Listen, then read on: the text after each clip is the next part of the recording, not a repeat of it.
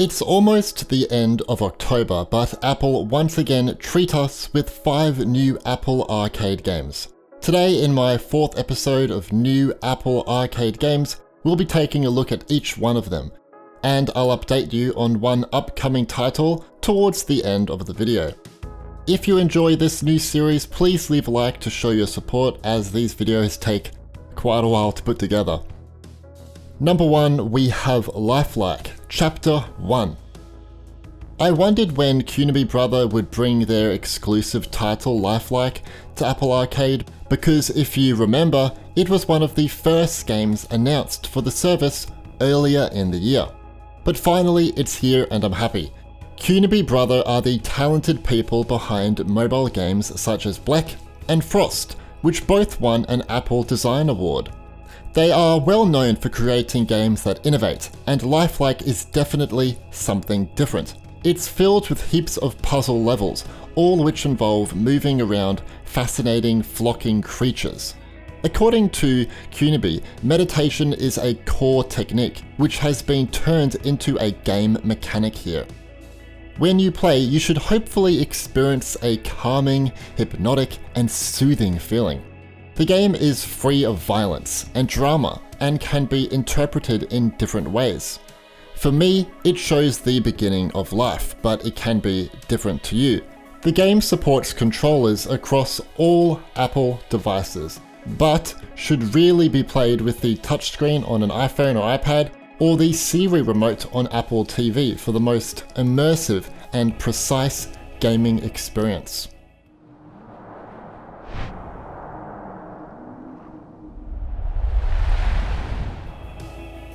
Number 2 is Hogwash.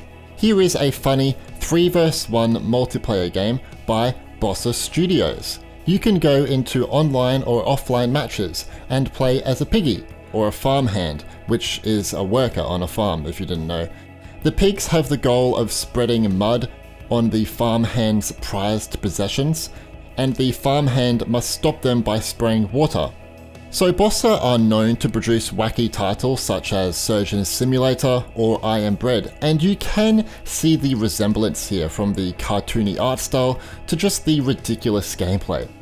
Some people have compared it to the Untitled Goose Game, but for me it focused more on short games and multiplayer fun, plus there is no story here.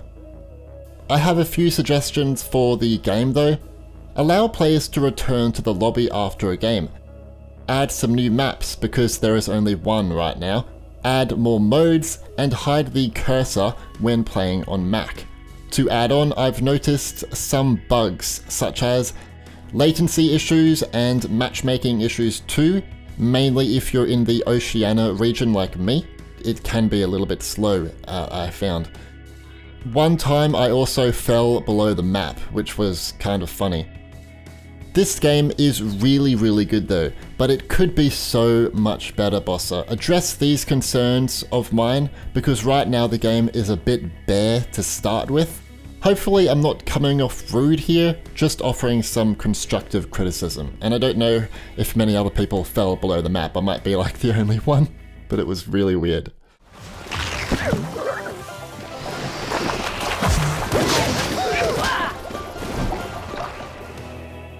Number 3, we have Yaga, the role-playing Folktale.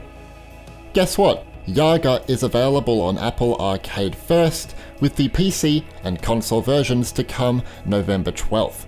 It's an action RPG where you play as Ivan, a one-handed blacksmith who can also attach different weapons to his other arm, which is kind of missing. It's one of the most in-depth games I've come across lately.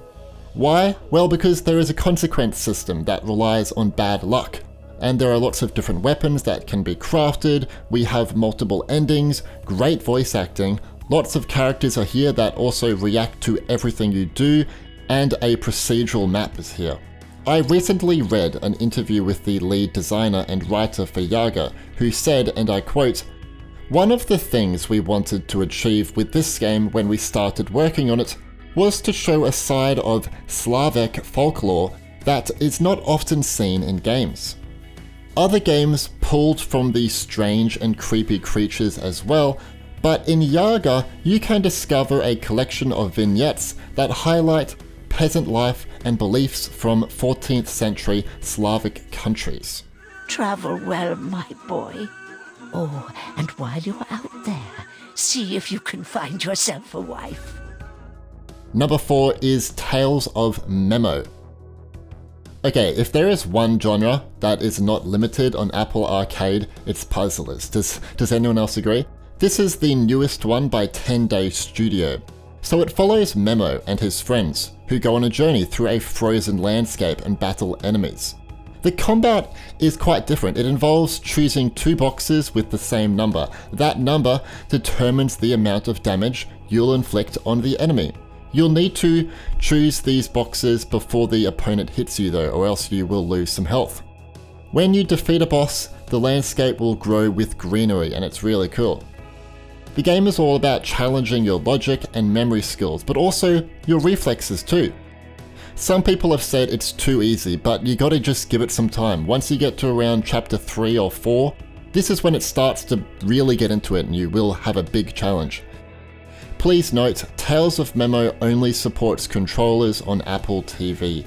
Also, for iPhone and iPads, in a future update, I would really love if you could play in landscape and portrait mode.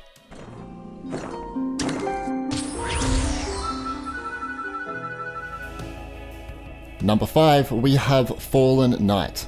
Fallen Knight is a neo-classic side-scrolling action platformer game. It takes place in the distant future and revolves around sword fighting. You play as a knight known as Lancelot, which is a really nice name by the way. You can play through 6 stages, use a parry and disarm system, and witness multiple endings. Now, using the parry or disarm system can take a while to get used to. It depends on you looking out for a red eye signal. This means the enemy are about to hit you. At that moment, you press the attack button for the parry to take place.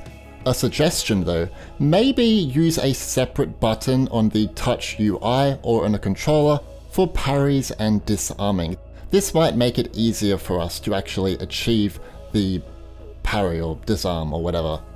Also, another thing, on iOS and iPadOS, please remove the touch interface when you connect a controller, like on the Apple TV. This will make it a much cleaner experience. Despite this, the game is actually really fun, from the platforming environments to the boss battles, which were gripping and well thought out. Okay, let's look at one bonus upcoming game.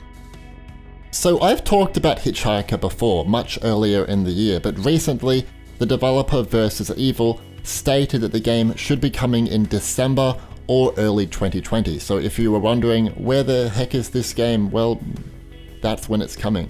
It's a first-person mystery game where you hitchhike in 5 strangers' cars, who will also be challenging your grasp on reality. You'll solve environmental puzzles and will uncover the main protagonist's past. She's in trouble, Copernicus. You must help her. Who? The woman in the photo? I know her. I just saw her. Let me know in the comments, what are your top 5 most played or favorite Apple Arcade games so far, and I will do the same too. If you enjoyed the video, all I ask is that you leave a like. Subscribe and turn on notifications to be alerted about upcoming Apple Arcade videos. Anyway, thanks for watching.